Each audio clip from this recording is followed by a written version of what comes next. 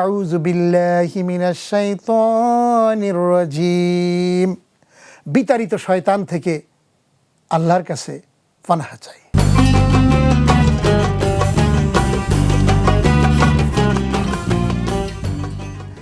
আসসালামু আলাইকুম ওয়া রাহমাতুল্লাহি ওয়া বারাকাতুহু। বিসমিল্লাহির রহমানির রহিম। এই মুহূর্তে বাংলাদেশ সহ বিশ্বের অগণিত দর্শক শ্রোতা যে প্রান্তে বসে আপনারা আমাদের আজকের আয়োজন দেখছেন, আপনাদের সকলকে জানাচ্ছি আন্তরিক শুভেচ্ছা এবং অভিনন্দন। মহান স্রষ্টা আল্লাহ তাআলার দরবারে বিনীতভাবে শুকরিয়া আদায় করছি। আলহামদুলিল্লাহ, বিশ্বনবী জনাবে মুহাম্মদ রাসূলুল্লাহ সাল্লাল্লাহু আলাইহি ওয়াসাল্লামের প্রতি অকৃত্রিম ভালোবাসা এবং তার প্রতি দরুদ এবং সালাম প্রেরণ করে শুরু করছি আজকের পরিবেশনা। প্রিয় দর্শক শ্রোতা, আমরা জীবন ঘনিষ্ঠ বিষয় নিয়ে আলোকপাত করবার চেষ্টা করি প্রতিদিনই। আজকেও ইনশাআল্লাহ কথা বলবো, সেটি হচ্ছে যে আমরা আসলে মানুষ, আমরা ভুল করে ফেলি। ভুল নাসিয়ন থেকে ইনসান, মানুষ ভুলের ঊর্ধ্বে নয়। সুতরাং মানুষ ভুল করে, সুতরাং ভুল যে করে সে কিন্তু শুদ্ধ করার চেষ্টা করে। সুতরাং আমাদেরকে শুদ্ধ করতে হবে। শয়তান সব সময় চায় আমাদেরকে মিসগাইড করতে, এবং শয়তান সম্পর্কে আল্লাহ তাআলা সজাগ করে দিয়েছেন এবং কয়েকটি সূরার মধ্যে শয়তান সম্পর্কে স্পষ্ট করা হয়েছে যে ইন্নাশ শাইতানা লিল ইনসানি আদুউম মুবিন। জেনে রেখো, শয়তান তোমাদের প্রকাশ্য দুশমন। আমাদের চলাফেরা, উঠা বসা, চাল চলন, আচার ব্যবহার, ব্যবসা বাণিজ্য, চাকরি বাকরি, আমাদের সামগ্রিক পরিমণ্ডলে কিন্তু শয়তান আমাদেরকে ওয়াসওয়াসা দেয়। এবং আমরা যখন ঘরে থাকি, এই ঘরে থেকেও কিন্তু আমাদের শয়তান ঘরের মধ্যে ঢোকার চেষ্টা করে, আক্রমণ করার চেষ্টা করে। এই শয়তান আল্লাহর কাছ থেকে পারমিশন নিয়ে এসেছে, আল্লাহর কাছে বলেছে যে আল্লাহ, তোমার এই বান্দা, তুমি যখন আমাকে লাঞ্ছিত করেছো, আল্লাহর কাছে কিন্তু আল্লাহ তাআলা শয়তানকে কিন্তু পরীক্ষা করার জন্য বলেছিলেন যে আদমকে সম্মানসূচক সেজদা দাও। সে উদ্ধত্ত প্রকাশ করেছিল যে না না না, আমি মানুষ, আদম, আমি হচ্ছে শ্রেষ্ঠ, আমি হচ্ছে আগুনের তৈরি। এই যে অহংকার, এই অহংকারই করে সে যখন বলল না, আমি তাকে সম্মান দেব না, এইটি করার কারণে আল্লাহ রাব্বুল আলামিন ফাখরুজ, বের হয়ে যাও, এখান থেকে বের হয়ে যাও, বের করে দিলেন। একেবারে আমরা অনেক সময় বলি লাথি দিয়ে বের করে দাও, ঠিক শয়তানকে বের করে দিলেন। কিন্তু কি বের হয়ে কোথায় যাবে? বের হয়ে শয়তান আল্লাহর কাছে এসে আবার মিনতি করলো যে আল্লাহ, তুমি যখন আমাকে বের করে দিলে, তাহলে আমাকে কিছু ক্ষমতা দাও, আমাকে মানুষের যে কোনো জায়গায় আমার যাওয়ার ক্ষমতা দাও, দুনিয়াতে যাওয়ার তৌফিক দাও, আমাকে মানে একটা প্রকাশ্য অপ্রকাশ্য রূপ ধারণ করার তৌফিক দাও, আমাকে মানুষের রগে রগে চলার তৌফিক দাও। আল্লাহ বলেন ঠিক আছে, তোরে দিয়ে দিলাম। এরপরে শয়তান উদ্ধত্ত করে আল্লাহর কাছে বলল যে আল্লাহ, তোমার এই বান্দাদেরকে আমি মিসগাইড করব, আমি জাহান্নামের মধ্যে নিক্ষিপ্ত করব। তখন আল্লাহ বললেন যে শয়তান, জেনে রেখো, আমার শুকরগুজারি বান্দাকে কখনোই তুমি মিসগাইড করতে পারবে না। প্রিয় বন্ধুগণ, তাহলে বোঝা গেল যে শুকরিয়া আদায় করা, এই বান্দাটাকে আল্লাহ তাআলা সবচেয়ে বেশি ভালোবাসে, সে শয়তানের খপ্পরে পড়বে না। যদি পড়ে যায় তাহলে আল্লাহ তাআলা শিখিয়ে দিয়েছেন আউযু বিল্লাহি মিনাশ শাইতানির রাজিম। বিতাড়িত শয়তান থেকে আল্লাহর কাছে পানাহ চাই। আল্লাহর কাছে শয়তানের পানাহ থেকে আল্লাহ ছাড়া কেউ বাঁচাতে পারবে না। সেই জন্যই এই শয়তান আমাদের মাঝে ঘুরছে, আমাদের মাঝে আসছে। এই শয়তান থেকে বাঁচতে হবে। রাতের বেলা, সন্ধ্যার সময় ছোট্ট শিশুকে কখনোই ঘরের বাইরে নেওয়া যাবে না। শয়তান ওই শিশুর ভিতরে ঢোকে।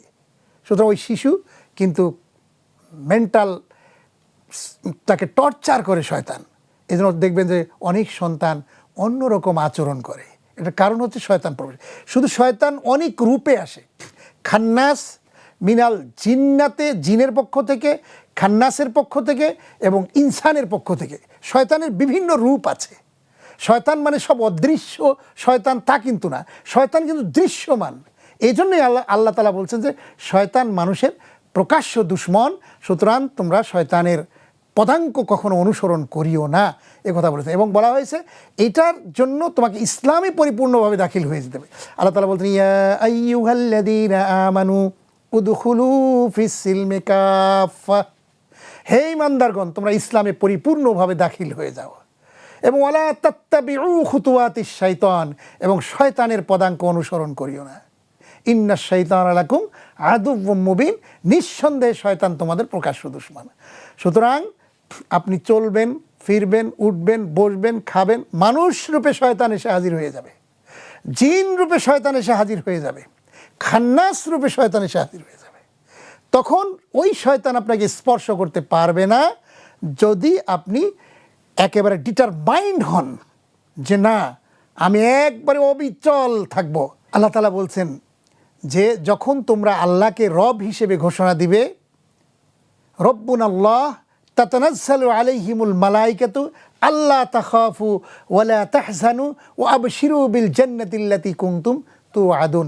আল্লাহ বলছেন যদি কোনো বান্দা, শয়তান যখন এসে যাবে এরকম ভাবতেছে, যখন বিশৃঙ্খলা সৃষ্টি হবে, যখন মারামারি সৃষ্টি হবে, যখন অন্যায় কোনো কাজ সংগঠিত হবে, তখন বুঝতে হবে শয়তান এসেছে।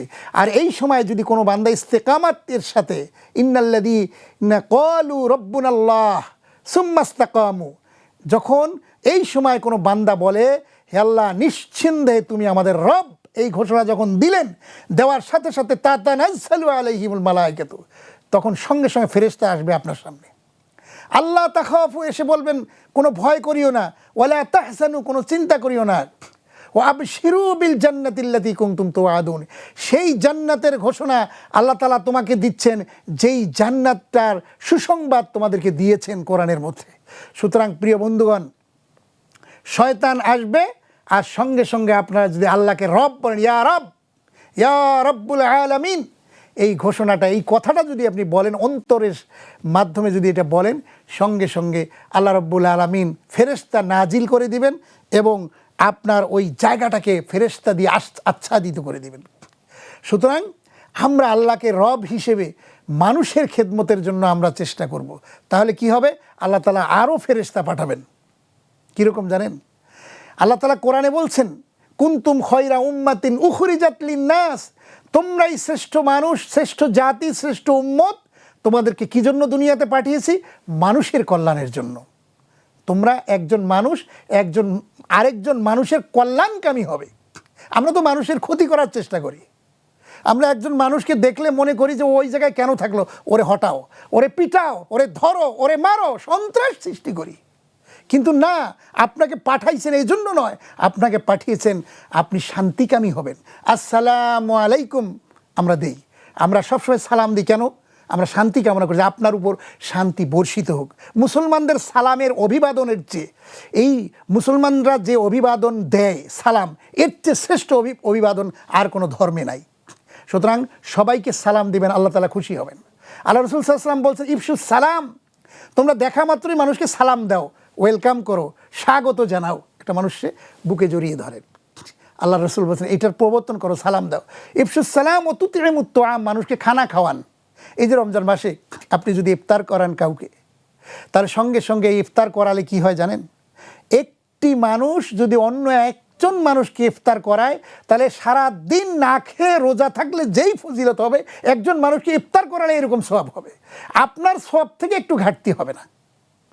কথা বুঝতে পেরেছেন? সুতরাং আমরা এই কাজটা করবো, আমরা সেটা করি না। আমরা মানুষের কল্যাণের জন্য কাজ করি না। আমি বলছিলাম যে কথাটি, সেটি হচ্ছে আল্লাহ তাআলা ফেরেশতা পাঠাবেন আপনার কাছে। কখন? আপনি যদি আল্লাহকে রব হিসেবে ঘোষণা দেন। আর কখন ফেরেশতা আসবে?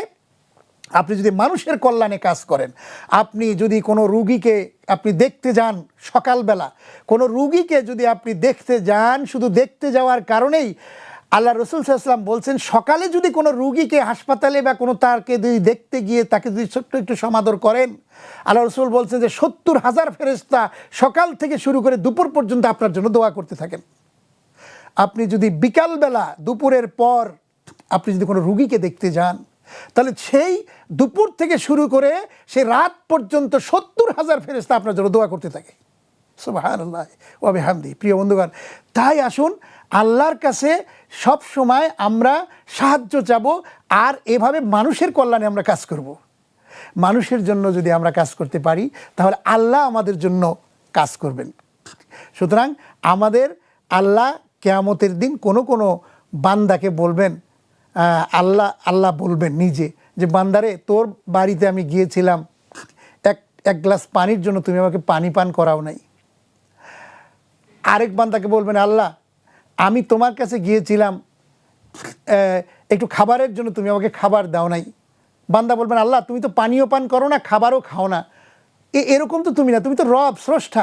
বলেন না, আমার বান্দা তোর দরবারে গিয়ে কিছু চেয়েছিল, পানি পান করতে চেয়েছিল, তুমি যদি আজকে পানি পান করাতে তাহলে আমাকে পেয়ে যেতে। আরেক বান্দাকে বলবে তোমার দরবারে গিয়েছিল, কিছু চেয়েছিল খাবারের জন্য, তুমি তাকে ঘাড় ধাক্কা দিয়ে বের করে দিয়েছ, খাবার দেওনি। আজকে যদি তাকে কিছু খাওয়াতে, তাহলে বান্দারে তুমি আমাকে আজকে পেয়ে যেতে। প্রিয় বন্ধুগণ, সুতরাং এই রমজান মাসে আসুন, আমরা, রমজানটা হচ্ছে সহমর্মিতার মাস, মানুষের কল্যাণে আমরা কাজ করি, অন্যের পাশে আমরা দাঁড়াই, তাহলে আল্লাহ রাব্বুল আলামিন আমাদের জন্য খুশি হবেন। আল্লাহর কাছে আমরা সেই সাহায্য এবং কামনা করছি। আল্লাহ তুমি মানুষের কল্যাণে আমাদেরকে নিয়োজিত করো। আল্লাহ তাআলার কাছে আমরা আসুন সাহায্য মদত কামনা করছি। আজকের মতো অনুষ্ঠান শেষ করছি। আপনারা সবাই ভালো থাকুন, সুস্থ থাকুন। আল্লাহ হাফেজ। আসসালামু আলাইকুম ওয়া রাহমাতুল্লাহি ওয়া বারাকাতুহু।